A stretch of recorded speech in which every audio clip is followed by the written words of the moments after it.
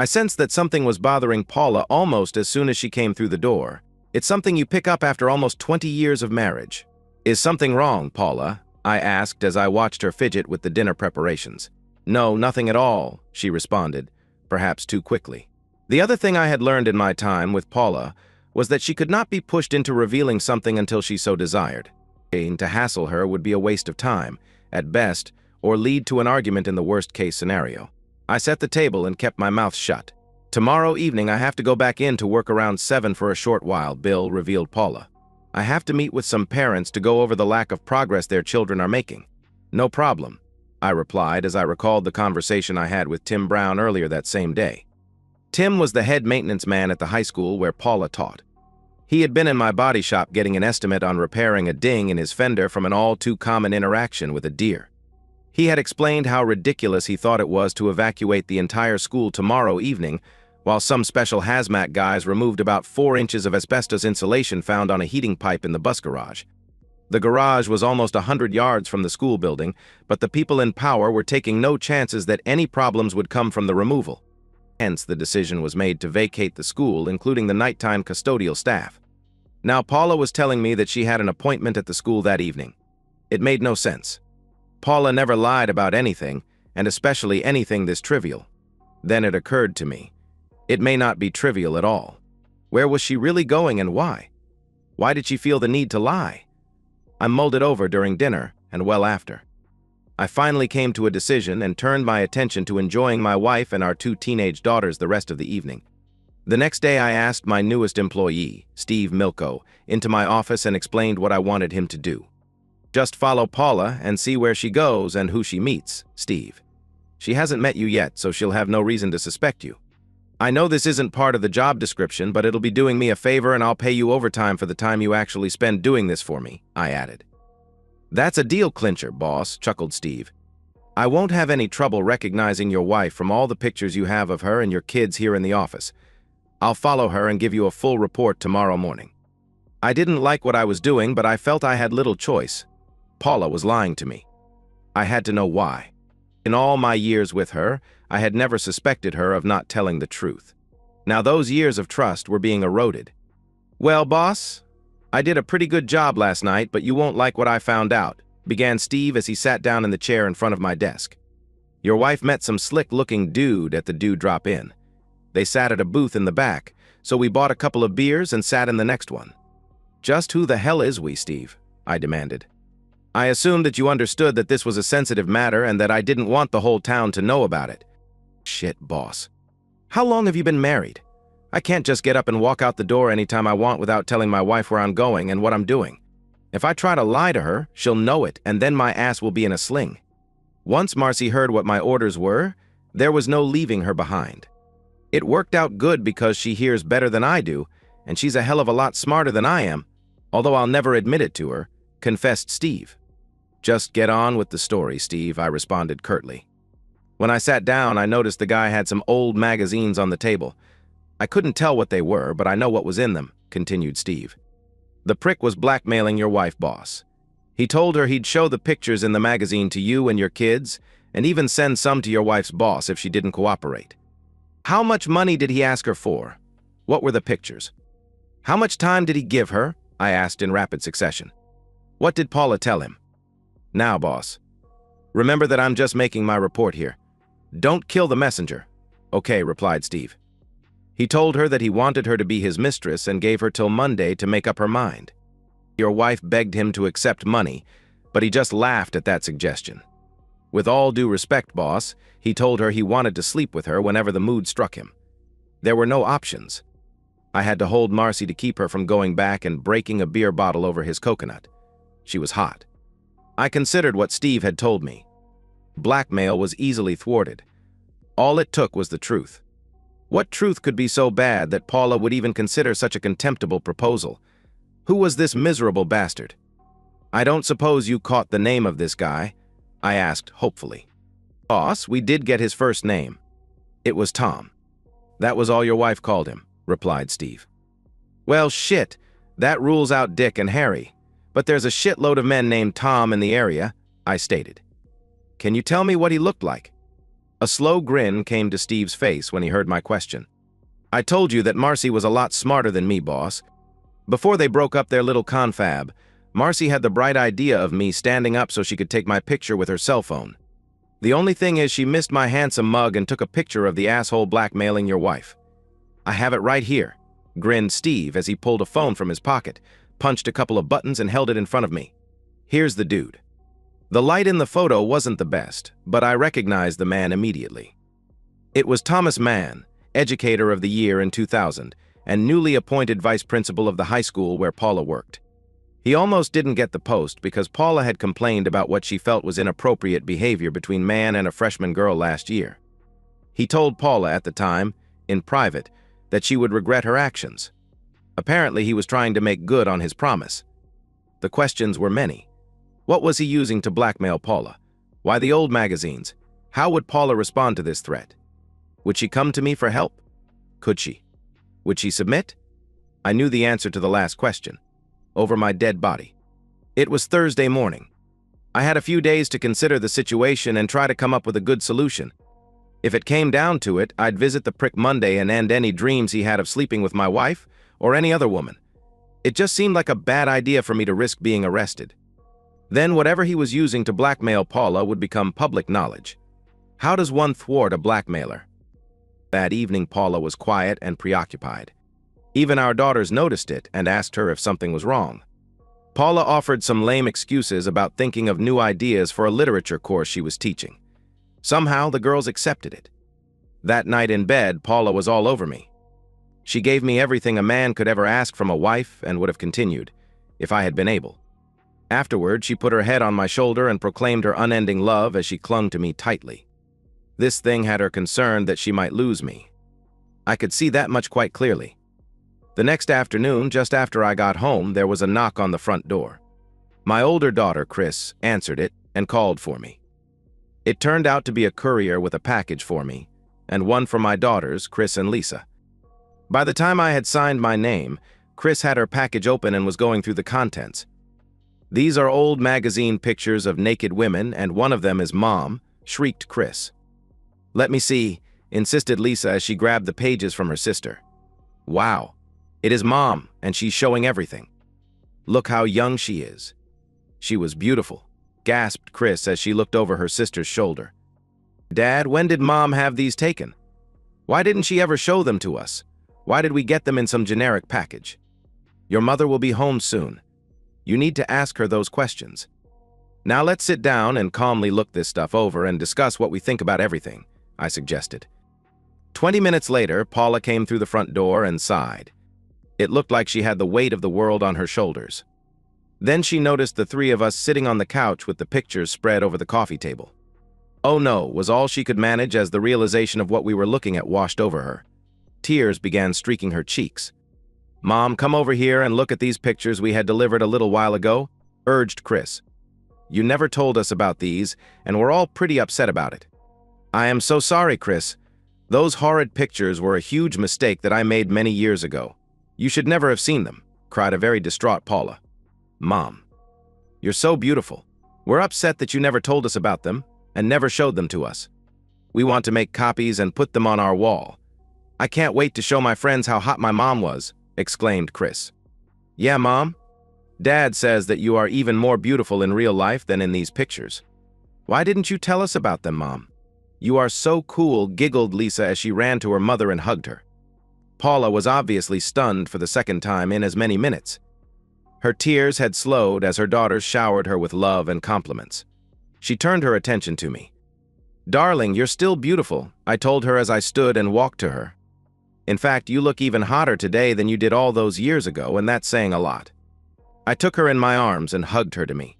She buried her face in my chest and sobbed for a short while, and then looked up at me. You don't hate me, Bill, whispered Paula. You still love me.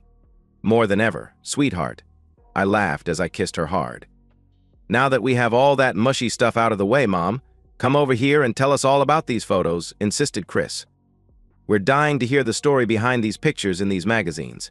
Were you a model or something? My father died when I was a freshman in college. Remember I told you about that, girls? I told you that I worked my way through my first 3 years of college, because my mother wasn't left with very much money. Well, I posed for photographers that sent pictures into these magazines and for those calendars men like to look at. They weren't exactly respectable family magazines, but they weren't the really bad ones either, Paula quickly added. Posing for these pictures and working weekends as a waitress was pretty much how I got through college. At the end of my junior year, an uncle I had never met died and left me over $10,000. I was able to quit posing for those pictures. I kept my job as a waitress and graduated the next year, concluded Paula.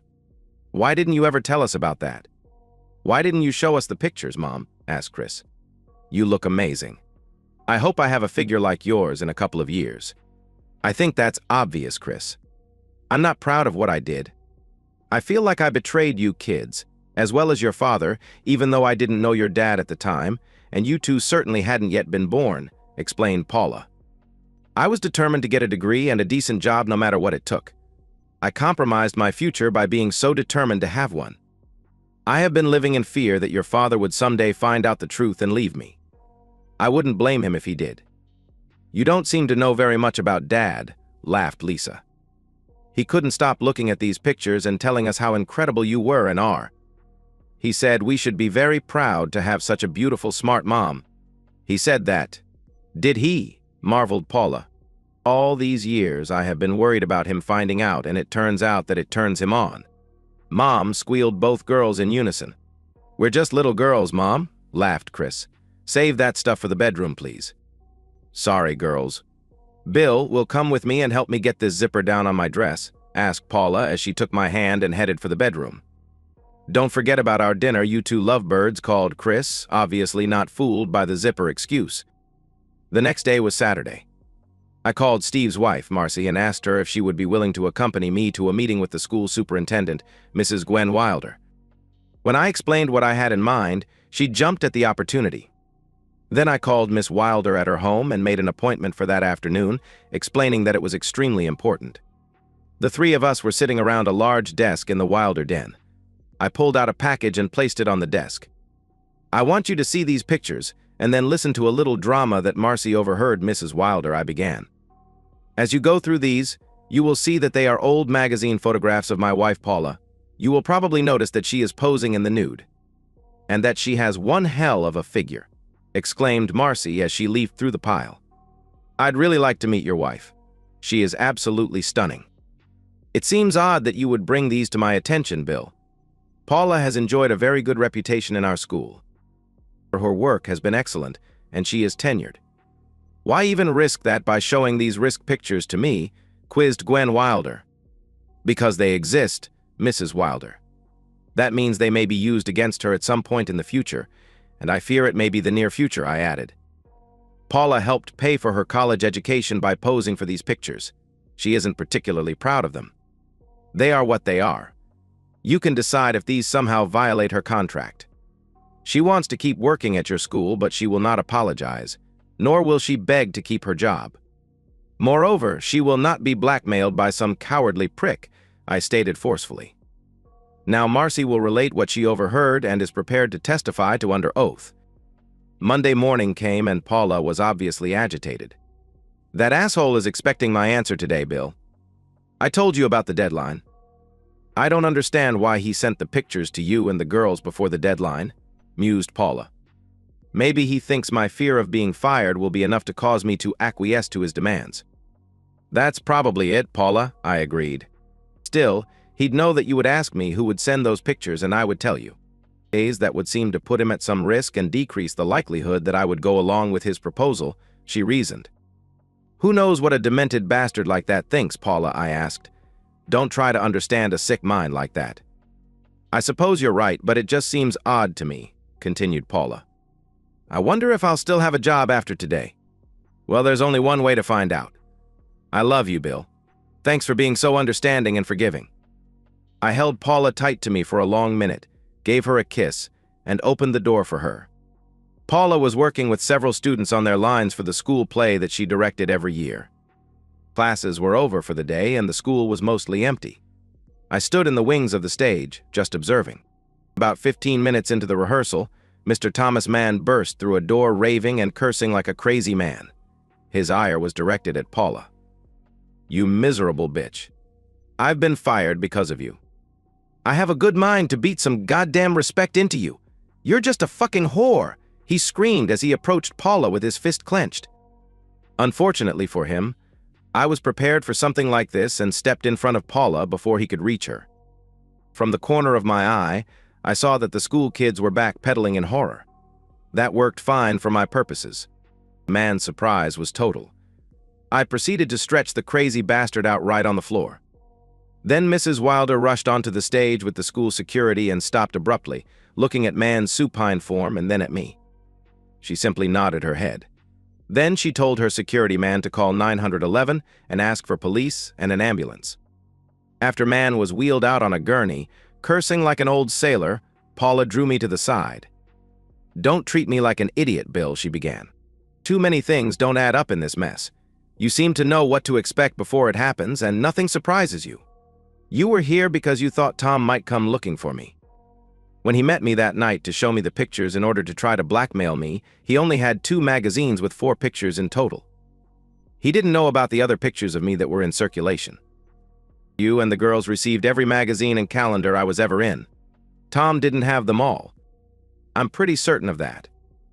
The super just told me that the testimony of some woman named Marcy Milko would be proof that Tom was trying to blackmail me for sex. The only Milko I ever even heard of is some guy that you recently hired, and that I never met. The only time that Tom and I met over this was at the Dewdrop. Now I remember a strange acting couple in the next booth that night. What are you keeping from me, Bill?" demanded Paula. I had been hoping Paula would never connect the dots. She was too smart to fool. I had no choice but to throw myself at her mercy. "Paula, you aren't the only one who has lived with a secret for all these years. Please listen and try to understand. I was just out of trade school and working my first job. As was the practice back then, the guys always pinned up pictures of women on the walls in the shop. They put them in their toolboxes and almost everything else they could fit them on. You were one of those pinups. I couldn't stop looking at you. I started buying all those different educational periodicals, looking for more pictures of you and reading whatever I could about you. In one of them, I discovered you were a student at a big state school in the East. Sad as it sounds, I started driving down to Penn State on weekends, hoping that was the state school and that I'd see you in person. There was no real reason to even think that was the school you were in, or even if you really went to college, I admitted. I had these ideas that I'd find you and that you'd be naked in my arms within an hour. Incredibly, I did find you after a football game. Remember? It was your senior year and you had stopped modeling or whatever you call it. You also remember that it took me 2 years to get you naked in my arms. I was head over heels in love with you long before that. I knew the school was closed the night you said you had to go back in, but actually met with man. I had my new guy at work follow you, and luckily he took his wife, Marcy. They heard everything and told me. I had those pictures sent to the girls and me so you could end your fear and tell man to go to hell. Those pictures were from my private stash. I took Marcy to the super's house Saturday and told her the whole story. I knew if man tried to show her those pictures, it would be the final proof that he was a blackmailing shit and she would terminate him. I worried that he might try to take it out on you, so I hung close to keep an eye on you, I explained. Why didn't you ever tell me that you knew about those pictures when we met? Or at least at some point over the years, Bill asked Paula. I was afraid you would think I was a creep or a stalker, and I guess technically I was. Once I found you, and found out that as great as your body was, your personality and brains were even better, and I couldn't risk losing you. I've been afraid that someday you'd find out that I had spent 8 months looking for you at Penn State and think I was a weirdo, I confessed. I just love you so much, Paula. Didn't you take an awful chance showing those pictures to the girls, Bill? Did you realize that you could have made them hate me? Questioned Paula. No, that never crossed my mind. I made certain I was there when they looked at them. I knew they would never hate you. I also believed they would study my reaction to the photos and use that as their guide. Your girls could never hate you, and it's beyond my ability, or anyone else's, to make that happen. Their reaction was what you saw. They have a hot mother and I have a cool wife. I'm going to enjoy listening to you tell the girls the rest of the story tonight, Bill, stated Paula matter-of-factly. They know my secret, and now you'll tell them yours, so you won't live in fear any longer. They'll know that if I hadn't posed for those photos, we never would have met. I just hope you don't creep them out. And that's the end of today's story. If you enjoyed it, please give this video a thumbs up and drop a comment below. Your support helps the algorithm push my content further. If you're new to the channel, don't forget to hit that subscribe button. It really helps me keep creating more stories for you. Thanks for watching, and I'll see you in the next one.